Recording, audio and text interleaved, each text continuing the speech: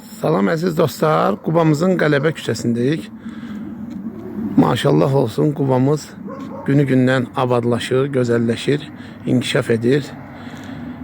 Bildiyiniz kimi Qubamıza belə məişət tullantıları atılmaq üçün zibil qabları qoyulub. Zibildəki səhər sübdən və axşamçağı gündə 2 dəfə atılır. Daha qoymurlar ki, zibil açsın, daşsın.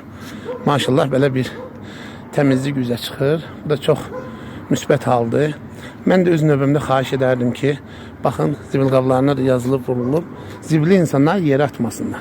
Getirsinlər, bax, bu qabın içine atsınlar və evdən olur da evi sökəndə görürsünüz ki, ağır daşlardır, ağır tullantılardır. Onları bu zibil qabının içine atmasınlar. Çünki maşın gəlib bunu götürərkən ağır yük olanda sınır.